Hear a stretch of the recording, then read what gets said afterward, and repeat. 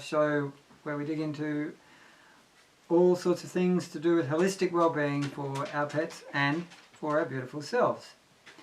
So today I want to talk a little bit about how our animals function in their consciousness. I mean, do you think that your pets have feelings? Do you think that your pets experience emotions like joy and fun and play and sadness and fear and grief? I'm imagining I'll probably get a few yeses, and if you're on live, please do say hi in the chat if you're watching on the replay on Facebook or YouTube. Also, please say hi in the chat if you're on YouTube. Please do subscribe to the channel. So, do you think animals have feelings? Now, for me, I really don't know how anyone who spends any amount of time with animals could imagine that they don't have feelings. You know, the reaction and response for your pets when you come home and your dogs are just so happy to see you. They're jumping all over the place and wagging, and their eyes are shining with joy, and they want to have hugs and pats. You know, or when they've settled down a bit and you're sitting on the couch and your dog hops up and sits and just leans right into you, or sits there and looks at you with a loving gaze for ages, with eye kisses. You know, the animals that, if I'm having a tough time, my cat will come and sit with me and purr. And I'm damn sure that she's doing this because she knows that I'm not feeling great and she wants to help me feel better because she cares for me. You know, another thing I think about is how the way my pets and our animals interact with each other. You know, the competition for attention. You touch one of them and suddenly someone says, "What about me? What about my pats? What are you doing?" You need to use both hands at the same time, or both of us. The need to, you know, be with you all the time, even when you're going to the toilet and things like that. And the sulky looks that you get sometimes when you say, "No, you're not allowed up here on the couch with me and my partner right at the moment. No, go away. I want some space," without dogs all over it. You know, the reproachful looks, the stink eye that they send my way is, to me, a really clear indicator that they have a very rich and sensitive inner life, just like us, with feelings, with thought processes where they know what they want and they get upset when they can't have what they necessarily want, all these sort of things. There's a whole lot of really obviousness about the fact that these beautiful furry beings that share our life have a very sensitive emotional life, and that they absolutely suffer just like we do with physical pain, with mental distress, with emotional pain. Hello to Donna and Green Paws and Kate. Please check in and let me know where you're joining us from around the world. It always excites me to see where everyone's from. So it's a continual sort of confusion to me that in the scientific community there's still debate about this. There's all this research happening trying to find out, you know, do animals actually have you know, what I'm talking about. People are trying to prove it, and I suppose it's important that it be proven, because if it's proven and there's really solid evidence for this, then that's going to lead to more and more changes in how animals are treated, how we interact with animals, how we communicate with animals, how we work with animals if we're working with them in terms of perhaps competition or in jobs. Now, it's like recently the UK decided that yes, lobsters do feel pain and it's a bad thing to boil them alive. And you know, part of me goes, why do we need to do research for this? Why don't we just behave better with animals in general? Why? It just does my head in a really profound way, to be honest.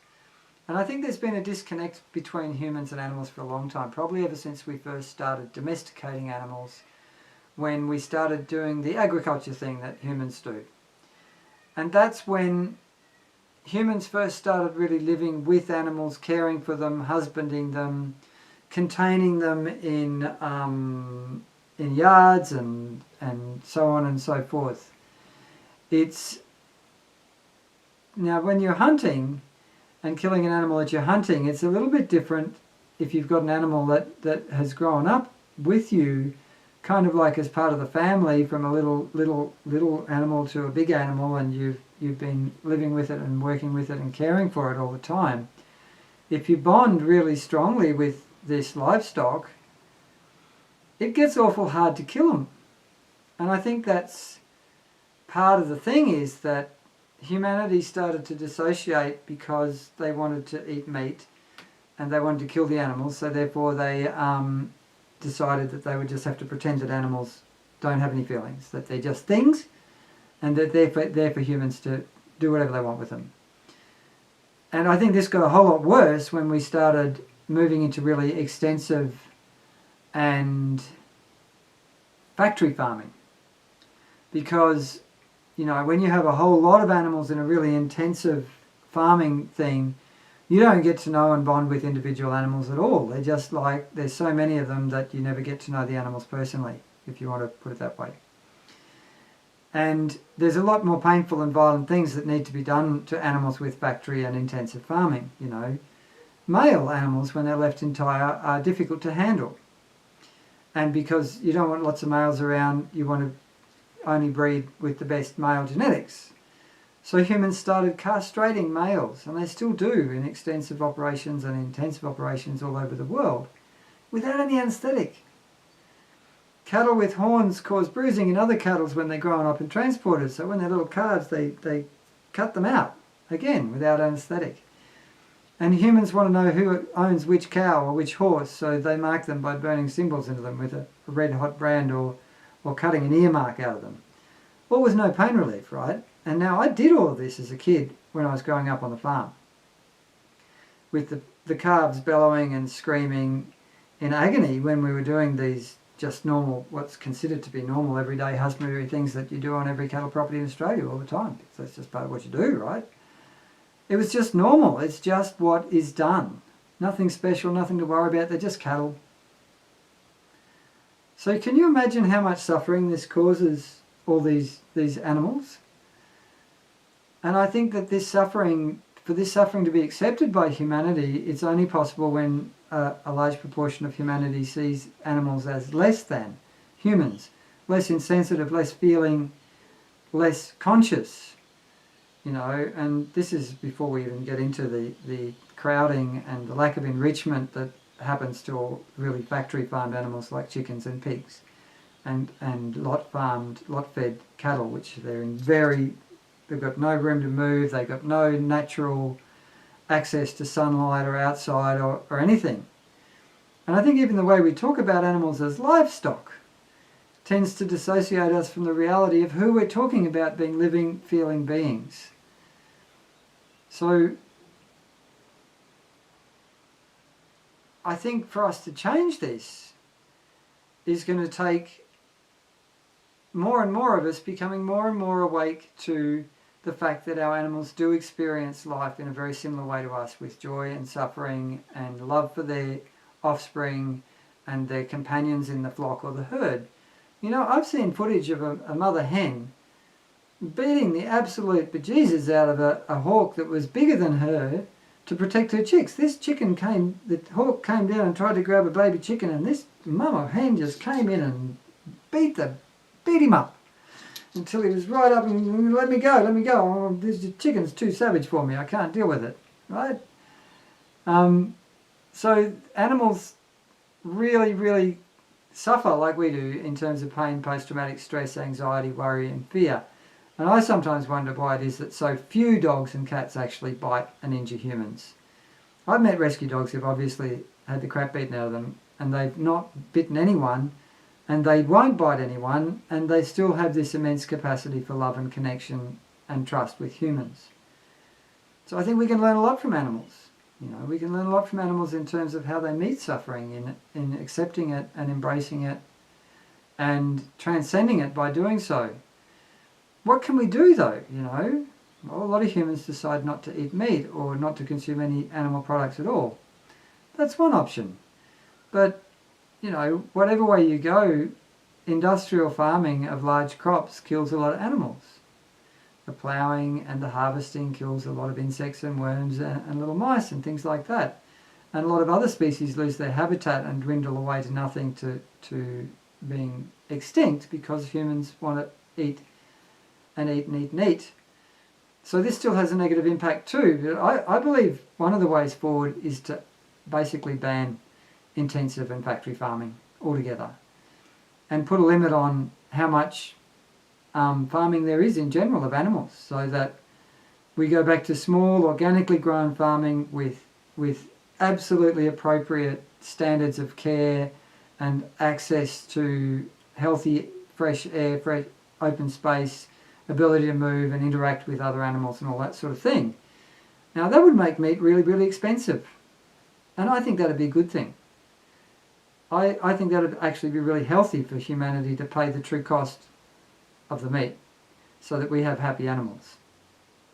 And there are inklings of new movements in this whole realm too. You know, you have some people now that have mobile abattoirs that go right to the farm, so the animals don't have to be stressed out and shipped to, you know, in trucks and carts for long ways. There are dairies now that are starting to share the mother's milk with the calves and the humans. Free-range chicken farms for eggs and meat. And when it comes to handling stock and working with stock, we've got natural horsemanship, stress-free stock handling schools, reward-based, you know, positive reinforcement for our animals, and more research that is showing people the obvious, but with evidence to make it so that, you know, then governments can start to change legislation to make it so that animals are treated as conscious, living, loving animals. And Ellie says you need to cull a few billion people. I don't think you would. I think that just a few billion people would have to change how they eat and have less meat, and they wouldn't die. In fact, they'd be healthier.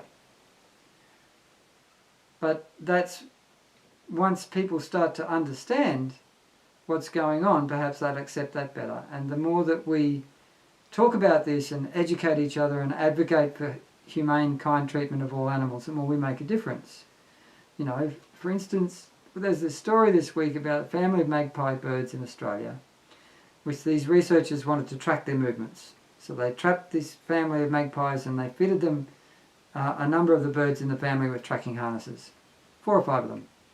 And the other birds in this family removed these supposedly unremovable devices from each other in a matter of hours. Smart, caring, community-minded, empathic, thinking, feeling beings, intelligent beings. And for me, you know, what do I do? Well, I only buy organic foods of any kind, whether it be meat or veggies. Yes, the monoculture thing, well, actually, when you get down to it, smaller farms that are polyculture are more productive than massive monocultures that just make big bucks for multinational companies. So if we can wrest it away from the big companies and get back to small farmers who care for the land because they love the land, it's significantly more productive and significantly less harmful to the environment to have smaller holdings that are doing complex farming with multiple crops and animals. But there you go. And if you want to make your animal's life a better place, drop into the wholeenergybodybalance.com and check out our online trainings, because we can teach you how to understand and communicate with your pets to a whole new level and deepen your relationship with them in ways you can't imagine. And for every person who does that, it has a ripple effect throughout the whole world of all animals and all humans, and hopefully eventually we'll reach this critical mass and suddenly everything will change and humanity will wake up to themselves and stop destroying our animal companions and this planet, as we seem to be doing pretty handily at the moment. Anyway, thank you all for listening. We'll see you back in 2 weeks for the next one. Have a lovely day with your pets. Goodbye for now.